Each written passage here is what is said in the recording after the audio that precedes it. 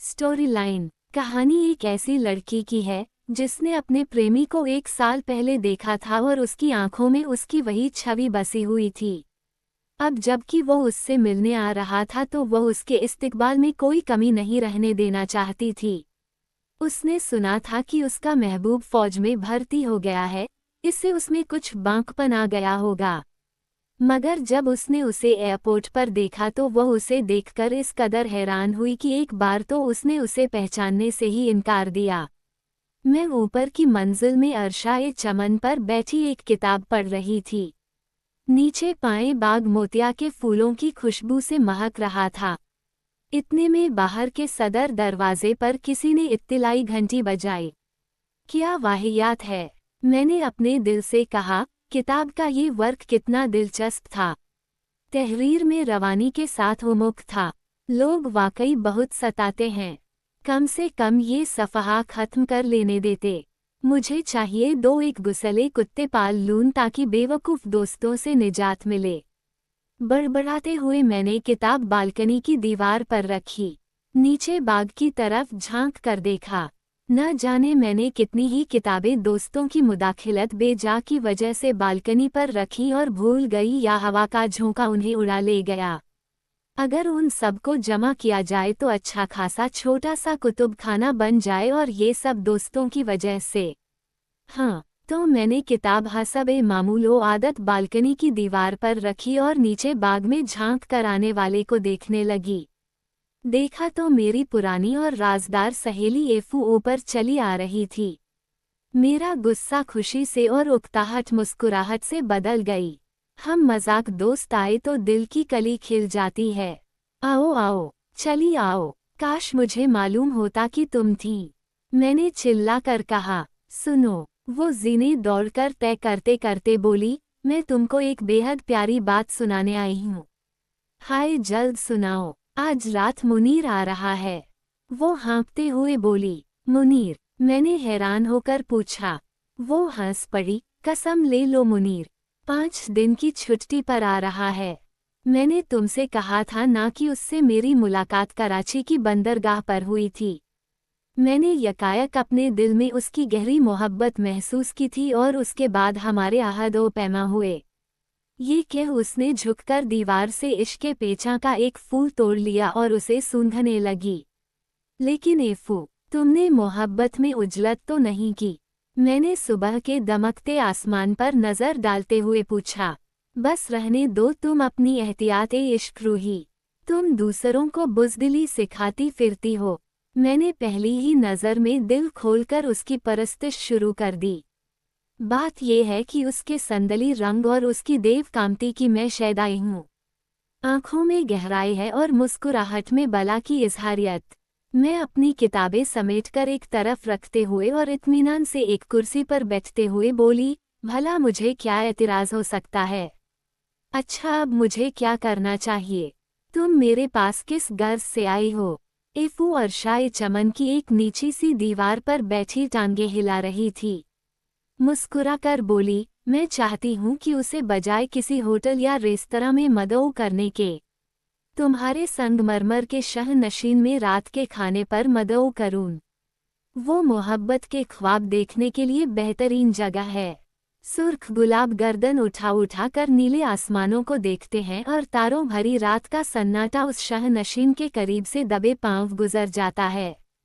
जब आदमी मोहब्बत करने लगता है तो न जाने उसका लहजा शायराना क्यों हो जाता है। उसके एहसासात शबनम की बूंद की तरह नाजुक और शफ़ाफ क्यों बन जाते हैं और उसका एहसास एक कमतरी पर लगा कर कैसे उड़ जाता है।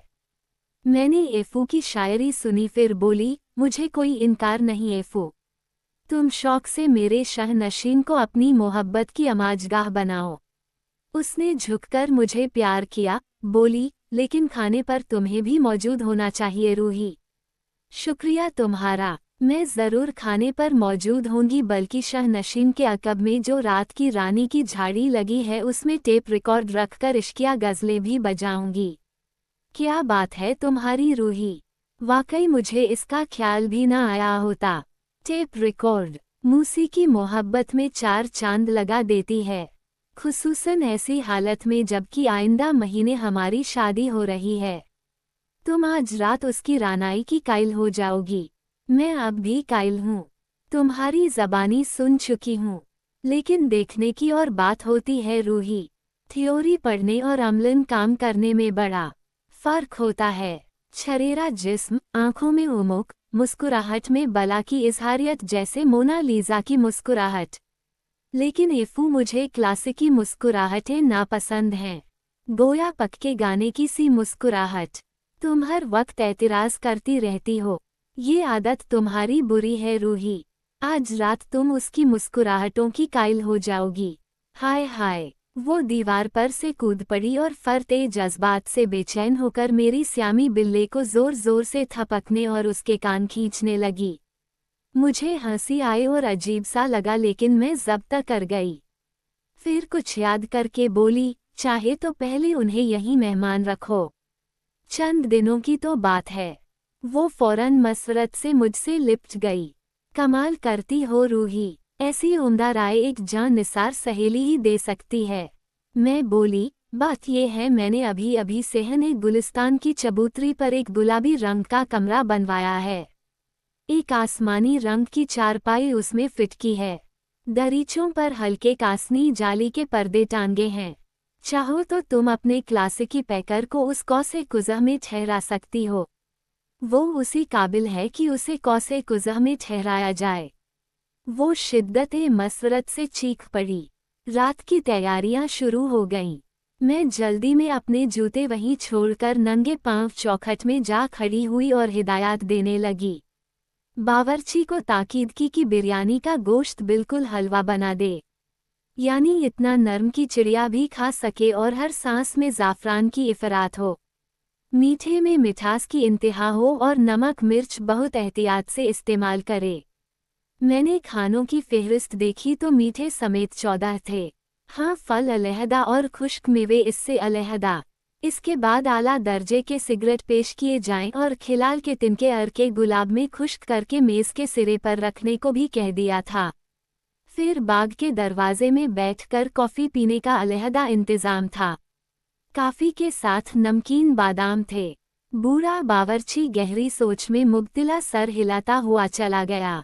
न जाने वो क्या सोच रहा था। मुमकिन है सोच रहा हो कि मैं शाह फरासियाब की दावत कर रही हूँ। जहाज़ 8 बजे आने वाला था, मगर हमने वो दोपहर फूलों से लदी हुई बाग की एक रविश बैठकर शतरंज खेलते हुए बसर कर डाली, क्योंकि इंतज़ार की घड़ियां सदियों में कटती हैं। हम दोनों ही खेल में हारते रहे, क्योंकि कुछ पता नहीं लग रहा था कि क्या खेल रहे हैं। गहरे गुलाबी रंग की एशियाई दोपहर थी और आसमान पिघले हुए नीलम की तरह दमक रहा था।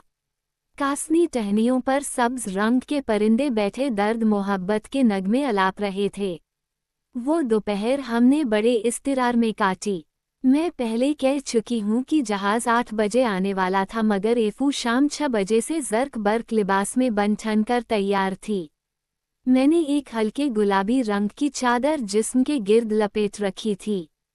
खस का इत्र लगा रखा था और हसीन आदमी से मुलाकात के लिए तैयार थी। 1 महीने बाद हमारी शादी हो जाएगी रूही। मेरे अब्बा ने 5 महीने पहले अरूसी लिबास का ऑर्डर दे दिया था, ताकि शादी में दर्जी की वजह से खलल न पड़े। बड़े दूर अंदेश हैं। बड़ा अच्छा किया, मैंने तारीफ की। फिर बोली, तुमने इस सिलसिले में हर बात आनन फानन कर दी। लम्हे भर में तुमने मोहब्बत कर ली। लम्हे भर में अरूसी लिबास सिलवा लिया। छठ मंगनी पट ब्याह इसी को कहते हैं एफू। वरना और क्या करती। मैं तुम जैसी सुस्त हूँ कि एक बात पर घंटों सोचती रह जाऊं और एक वाक़ये पर सालों गौर करती रहूं। एफू ने हिकारत से मेरी खामियां मुझको जताईं। मैं बोली, मैं तुमसी तेजी कहाँ से लाऊं? अपनी अपनी फितरत है। एफू मुस्कुराकर कहने लगी, लेकिन तुम मुनीर को देखोगी तो अंगुश्त ब दंदा रह जाओगी और मेरी तेजी फुर्ती का रोना दोबारा न रोओगी। छरेरा जिस्म, आंखों में उमंग, मुस्कुराहट में बला की इजहारियत। बहार की उस होशरुबा हसीन रात में जब हम मुनीर को लेने हवाई अड्डे पर पहुंचे तो मुअत्तर हवाएं हमारे रुखसारों को मस करने लगीं। एफू बात बात पर बिला वजह कहा कहे लगा रही थी और मैं उसे हैरत से देख रही थी। थोड़ी देर बाद एफू कहने लगी, मैंने तुमको बताया नहीं, अब मुनीर फौज में शरीक हो गया है। पहले महज शायर था, अब फौजी बाकायदगी ने उसे और दिलकश बना दिया होगा। वो हंसे जा रही थी। फौजी बाकायदगी, मैंने कहा, मगर उससे तो इनफिरादियत मारी जाती है। मारी जाती है तो मारी जाने दो, बांकपन तो पैदा हो जाता है। एफू ने झल्ला कर कहा। जरूर, मैंने जवाब दिया। वो अप्रैल की तारों भरी रात। इतने में अचानक तारों के नीचे एक और दुमदार तारा उभरा। वो हवाई जहाज था। फिर वो जमीन पर लड़खड़ाता यूं उतरा कि मैंने समझा कि कोई शहाब साकिब टूटकर गिर पड़ा है। मुसाफिर उतरने लगे। हम दोनों दूर खड़ी टकटकी बांधकर देख रही थीं। जमीन पर इतनी रोशनी न थी कि हम मुसाफिरों की शक्लें देख सकते। आखिर बमुश्किल हमें एक दराज कद आदमी हाथ में बैग लिए अपनी तरफ आता हुआ नजर आया। एफू चीख पड़ी, वो रहा। वो हंस की तरह चलता हुआ चला आ रहा है। चला आ रहा है। मैं भी इश्तियाक से देखने लगी। मुनीर, शिद्दत जज्बात से पस्त आवाज में एफू चीखी।